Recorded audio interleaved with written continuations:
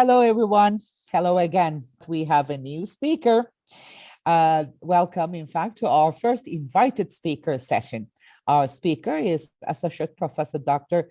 Dorota Werbińska. I hope I'm pronouncing it correctly. Yes, perfect. Thank you very much for being with us to share your time and expertise.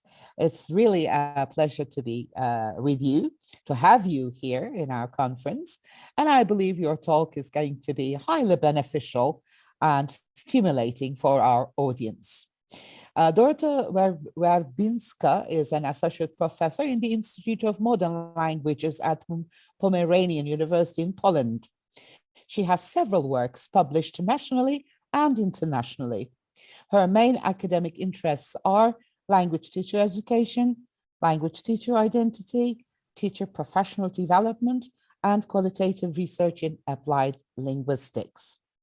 The title of her talk today is Teachers as People, Professional Pathways of Third Age Language Teachers from Poland. Welcome again, my dear colleague, and the screen is all yours. Thank you very much. So first of all, thank you for organizing such a wonderful conference in such difficult times. And also thank you for inviting me and allowing me to talk to you and to be your guest speaker today. Let me share my screen right now. Okay, is that okay? Just right, great.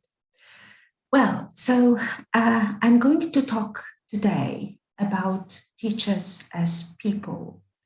And I want to emphasize the fact that after the focus on the language learner, it has been realized, it has been noticed that teachers do matter as well.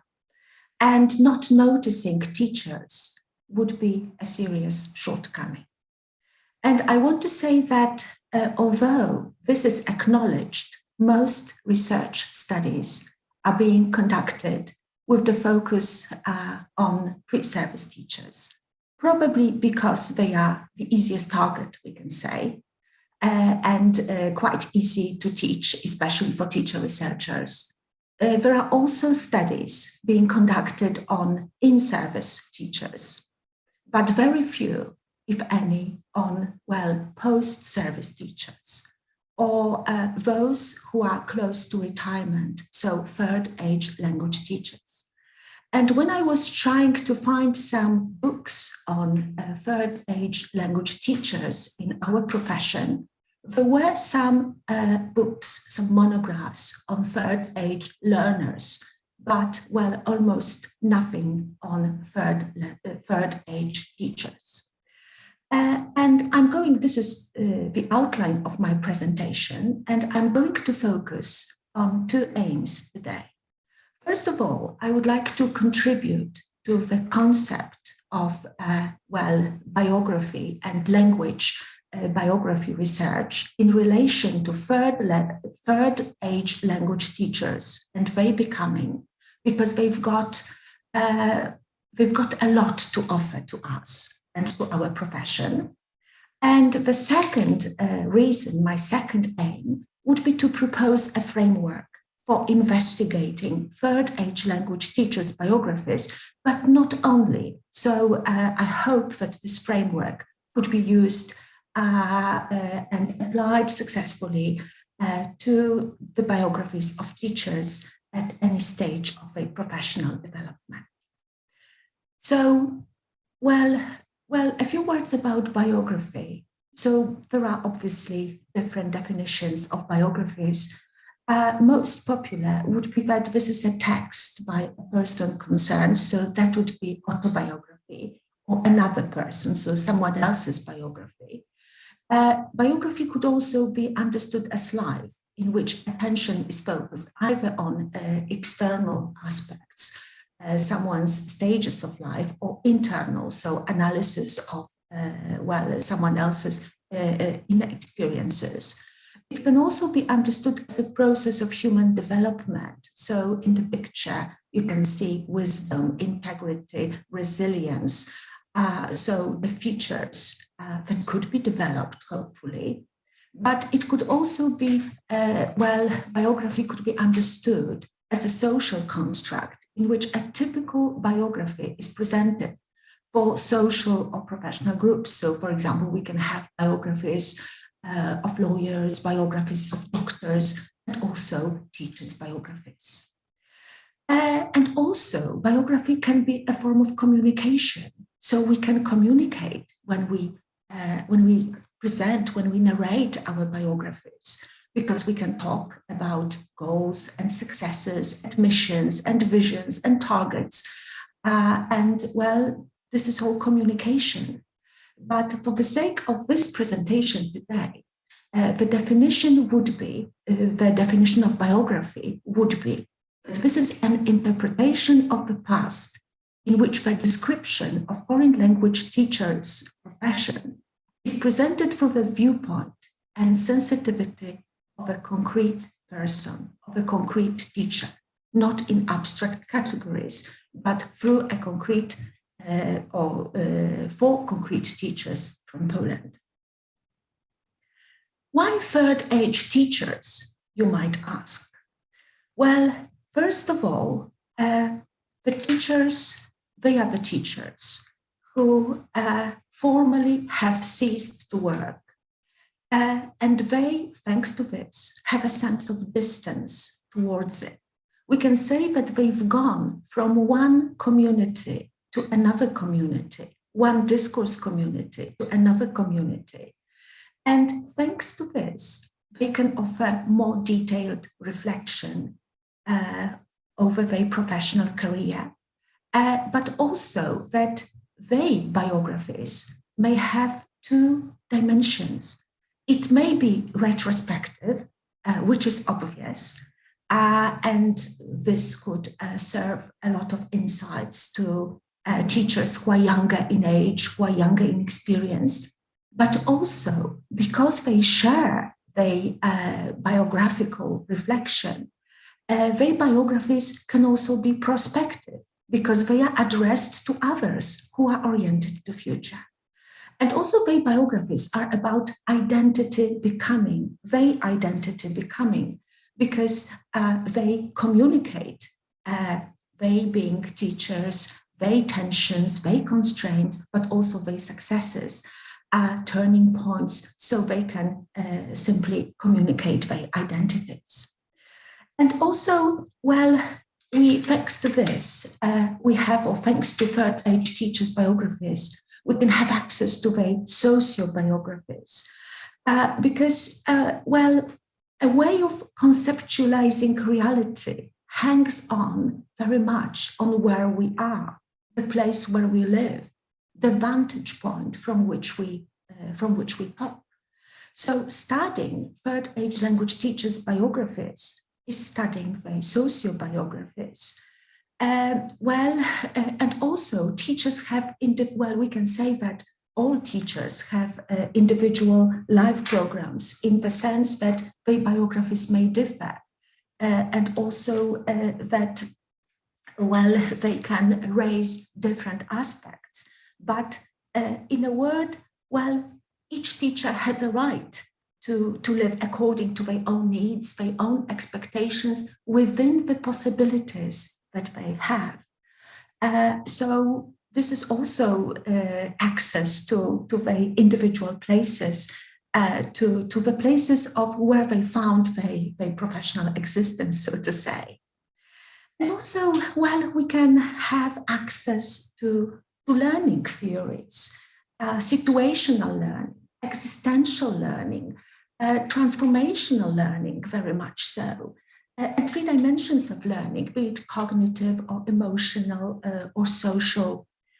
And also, a historical dimension as well, because we live in certain times, right? So there are different constraints. And also individual teachers' biographies show the previous life standards, behavior patterns, typical actions in the context of historical changes. And also they could be interesting for researchers who have well, liberated themselves from the canons of positivist paradigms, research paradigms, and they can immerse into third age language teachers' biographies and look for regularities, perhaps, and well, find some vital things about them. And also, well, as Pavlenko once said, we live in the culture of narration and narrative turn. We live in the culture of biographies and autobiographies. But, well, we know biographies, we know autobiographies of artists, of scientists, but in TESOL, well, we have biographies of high aptitude learners, of outstanding teachers, yes, those who have achieved success, but not many books, not many research studies are about, well, the difficulties of language teachers' work, the biographical knowledge that is locally constituted. So, well, in the biographies, there are mostly unusual events, but the lives of those teachers who simply, who simply think about school, classroom, and home, and sometimes they even don't know how to talk about themselves. So this is well, much less common, I would say. And theory generation, so we can also generate some theories from biographies. Schutz's trajectory of human suffering being a wonderful example. And also, well, if we include third age language teachers in our studies, that would be, well, including their potential. That would be, well, looking at their ways of constructing, reconstructing, deconstructing their own experiences. And we can, well, really get a lot of knowledge, learn a lot of lessons, because there is so much potential. And also, well, when we investigate third age teachers' biographies, we can deviate from those competence-based models in teacher research and focus more on subtleties, on nuances, on, well, something in context, right? A teacher in context studies, which is also valuable. And finally, it can be a pedagogic tool because biographies can provide student teachers with a picture of real people in real situations facing real problems, and they may resonate with younger people. And again, they can learn a lot of lessons from biographies. So, in a nutshell, biographies are useful for other teachers' development, for professional transitions, because third age teachers well, have gone from being a student to being a novice teacher, from being a novice teacher to being a veteran teacher, from being a veteran teacher to being an experienced teacher.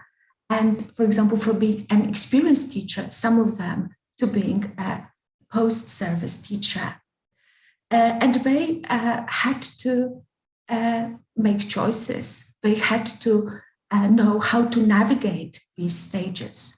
And this is powerful knowledge to younger learners. But their biographies can also be interesting for all because they raise culturally universal topics. They talk about relations, about money, about age, about body, some existential topics. They can be questions still waiting to be answered, but it doesn't matter. Questions are equally powerful. Biographies can be read, can be watched, can be heard, can be retold. So the element of multimodality. And as I said before, they can be compared.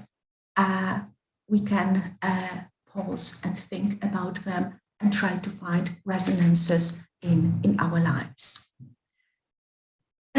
So the scheme for a biographical study, the second part of my presentation today, would be something that I would like to share with you. So we can start with the narrator and present the narrator. And it could be with initials or with names or with code, depending on the person. And then we can look for some key statements of the person, because each person, each teacher, and each biography in this respect has some key statements, key phrases, something that provides a key to the person. So this is, I find it the essence of biography. And then we can treat biography as a life history document with objective information. So for example, we may have some facts that are present in biography. And here there could be some dates, some geographical places that appear in our biography, some names as well of people who have made an imprint on biographies. Frequencies can be counted, so how often, how frequently a fact reappears, and also semantic fields, because most, teachers, not most teachers, all teachers include some semantic fields, and most teachers would talk about schools, would talk about their education, professional development courses, presumably. So that would be also included in objective information. But biographies can also be a life story, not only a life history. And here we would have subjective information. So some universal themes describing a narrator's individual language-based experience. Language teachers, all language teachers have some feelings on language. What is language? Is it a structure? Is it communication? Is it ideology? Well, whatever. What is teaching? What is learning? What is probably our profession? Motivation. We had this wonderful plenary session today about motivation. So what motivates us to become a language teacher? Is it fallout, right? As the Professor Watt said very often, or perhaps some instrumental reasons or intrinsic reasons? And how about narrator's personality traits that are stressed by the narrator? And how about the narrator's personality traits that are visible through the narration to the researcher? And also significant others. Who are they? People from the family, past teachers, friends, important decisions and consequences, aims, values. What is the hierarchy of value? And temporal orientations. We may think that most biographies are about the past, but not necessarily. Sometimes they are about the present, who I have become, what I can do now. And sometimes they are oriented towards the future. I told you about one aspect when we talk to other people, right, who are oriented to future, but also, third age teachers can also think, and now what I will do next, right, with it. So it may also have future orientations, professional development, and attitude to the narrated experiences. And the second big point would be language teacher's biography, so a concrete language teacher's biography. And here I would include language education. So the time when people finished, right, when teachers finished their studies, where they finished, which is important in our job. Was it only in their country? Have they traveled, right? Did they visit English-speaking countries or German-speaking countries if they happen to teach a foreign language, or were they only based in their country where a foreign language, is a foreign language, basically. Language teaching successes and failures, what they consider successes and failures. And narrator as an autonomous biography creator, how autonomous, how agentic they are in in creating their biography. In other words, this is about subject positioning. So are they controllers of their life, or does what happens, control, what happens has this controlling effect on them? And then analysis of biography. So we can analyze turning points, critical events, transitions, transformations, epiphanies, but also what themes in the biography are central, what themes are peripheral, what elements are stable, what is changeable over times. And also the last point here, the last point on the slide, narrators' individual experiences versus collective memories. So individual experiences, how interesting the biography or my biography has been, my linguistic biography, my professional biography has been. If it is compared to the biographies of people like me, of other teachers of English, or of other teacher educators who live in the same context. So is it the same, or is it roughly the same, or does it differ? So that would be individual experiences versus collective memories. And then we can conclude with obviously presenting the main results as usual, but also we can try to link the results to theoretical approaches, to what we know from the literature of language learning and teaching, or teacher research literature, and obviously to think about some practical implications. And now, all right, so this is, everything is here, right, this scheme. And now I would like to tell you about my application of a scheme to 4 teachers of different languages in Poland. Berta and Inga are German teachers, or, well, now they are retired in Poland. This is 60 for women. You've got here the age. Lena, a Russian teacher, and Anna, English teacher. So they are roughly at the same age. They are from the same town, and they all graduated from one of the best universities in Poland. Right. And the essence of linguistic biography, so the key, Berta says, for example, there is only a beginning in language learning, there is no end. You are in the process all the time. So she says all the time about developing, language. Inga says, if you want to learn a language, first we've got to know the country, its literature, culture. Language itself is too little. We may perceive people wrong. So she has, there is another key to her biography. She, really emphasizes culture. Lena, what she says, my biography was interesting because I taught Russian. And I've got to explain this to you because when Poland was still a communist country, we had to learn Russian, right? And she became the teacher at that time. And then after the fall of communism in the 90s, well, actually that was 1989, but still in the 90s, we say. So nobody, almost overnight, people didn't want to learn Russian. Learners didn't want Russian. They were supported by their parents. And overnight, she almost, felt useless as a teacher. Anna, I've been, I've been lazy, right? I could have been much better. So this is also interesting that she doesn't color her biography. She rather says that she, should have learned more English as a teacher. Her laziness, prevented her from being a better teacher right now. And then objective information. So you can see a bilingual childhood for Berta and Inga. There are also the names, proper names, Vienna, Austria, Germany. There is USSR, so the former Soviet Union, right? So that would be objective information and frequencies. So in Berta's case, contact with language, students, good pronunciation, right? Inga, culture, interpersonal relations. For Lena, life and passion. Passion was the word that reappeared in her biography.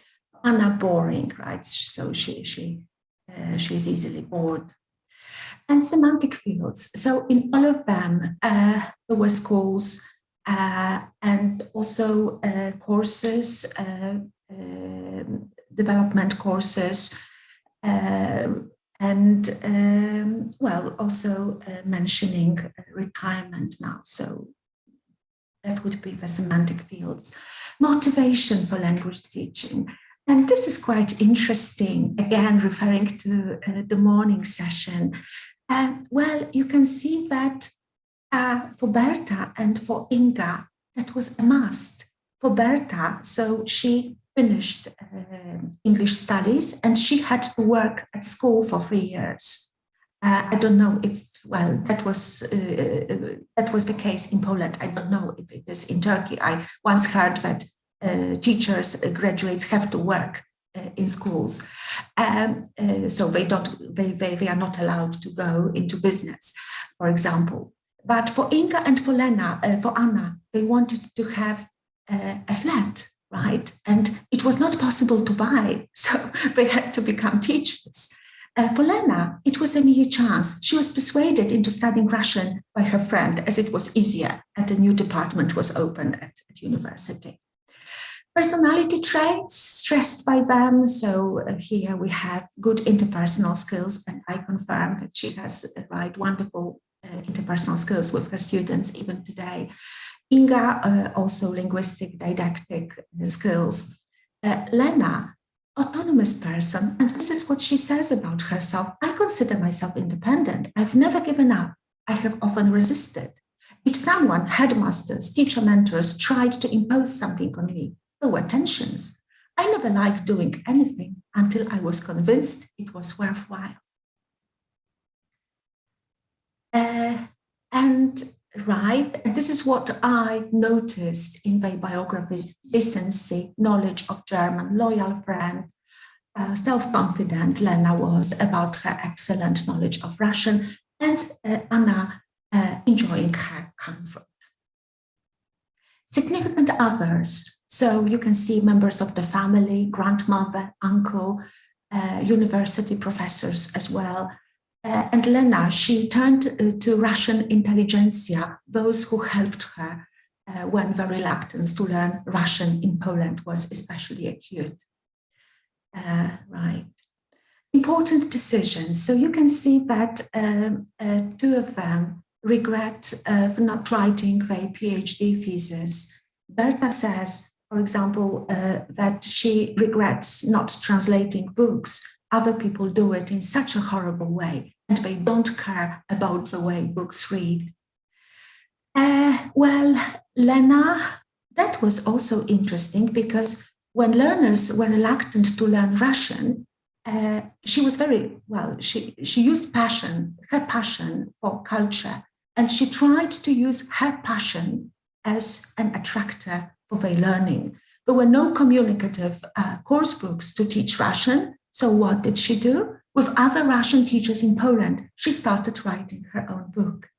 But also Anna was agentic, because she decided to opt for business, as it was so easy to teach English at that time. Everybody wanted to learn English. Values, work, meaningful activity, cooperation, passion, again, her top value. Other values are coordinated. For Anna, faith, especially recently. Temporal orientation. So you can see the past, but for example, Berta compares what was in the past, but there was more respect for knowledge, for teachers' work, for social work. And right now, too much focus on oneself, too little identification with the institution. Lena doesn't glorify the past, the communist past, but she makes references to what kind of teacher she has become. Anna thinks that she has to speed up, that there is not much time left. Professional development, so this is mentioned by all of them. Reading, participation in courses. Inga used every opportunity to develop professionally, both linguistically and methodologically. The attitude to the language taught. So probably the most interesting would be in Lena's case. So before the fall of communism, she led a secure life of a Russian teacher, And after the fall of communism, her passion for living Russian speech was put to the test. She said, this is what she says, I once experienced a funny moment when a student asked me quite sincerely, are you sure that the language that you are teaching us is still spoken by anybody? That's true, because all the commodities have English labels, and that's why, students were simply concerned about this. Right, language education. So here, what they did. So both Berta and Inga also performed jobs of translator, interpreter, sometimes, and autonomous biography constructors. So what can we learn from them? What are they teaching tips? And Berta says, a language teacher's job can be either punishment or happiness. You have to learn all the time, no end. And you can see that it can be related to what was said at the beginning, right? And also Inga, to teach global awareness, multiculturalism, to shape in students a joy of life, respect for others. So again, some references to multiculturalism and culture and tolerance. Right. Mm-hmm. Okay, successes and failures. So we can see here satisfaction, right? Being fair, respect. And again, the most interesting comment by Lena, because her biography was so unusual, a lot of people say, I infected them with a passion for Russians and Russian culture. But what she experienced were also unpleasant emotions. For example, shame. In the 90s, Russian was humiliated and ignored, treated as nothing. People were impressed with English and French culture. I was ashamed to say I was a teacher of Russian, and regret as well. I wish I hadn't given every single two, which is the lowest grade in Poland. So a different aspect. Well, Anna, failure, I wish I was more hardworking. The turning points and identity changes. So here, different turning points were right. Yes, I can see the hand. Thank you. So here, for example, Inga visits to Austria that had a key impact on perception of her job. Lena, political economic change in Poland. So again, from the communist regime to a free economic state. Central peripheral themes, so you can see here interest in language. Language is in each biography quite prominent, passion as well, right? Individual and collective memories. So what I said, how interesting the biographies were. Berta says that her biography was quite typical, but perhaps more interesting thanks to performing important job functions. For Inga, interesting biography thanks to international contacts. And Lena, a document of the lives of many Russian language teachers in Poland. And Anna, it was interesting because she decided to go into English teaching business and got bankrupted. And sometimes you can learn also from your failures. Presenting the main results, regret, but also, again, Lena's case, loss, shame for teaching the language nobody wanted. So here we can say that identity as changeable, identity as multifarious, a sense of this embeddedness. But what I want to stress is that also the possibility for self-renewal in response to the challenge, some kind of resistance, taking up a new role, taking up a new identity. And the same would be with Anna, self-renewal. So she went bankrupt, but now she's a one-to-one teacher and she's quite successful. Linking the results to theory, native speakerism. So Berta and Inga said something, well, they mentioned good pronunciation, native speakerism, going to Austria, going to Germany. So still, well, they believe in these theories. On the other hand, Anna believes in her polymodel of English. And perhaps this is the explanation for her low language standards, we don't know. Lena, post-structuralist theories of subjectivity. So she's a legitimate speaker. He can talk about the teachers and what they have gone through because she was one who, who has experienced quite a lot. And she can be also considered as a peripheral participant if compared to teachers of Western languages. Practical implications, a lot of important lessons from their biographies and the things that they consider important. Again, in Lena's case, transportable identity can be also called upon. So teacher autonomy. In fact, Lena's story may not only be a biography of a teacher, it can be read as the example of teacher autonomy, or the example of how to be a passionate teacher. All right, and once again, I've got the scheme and the findings.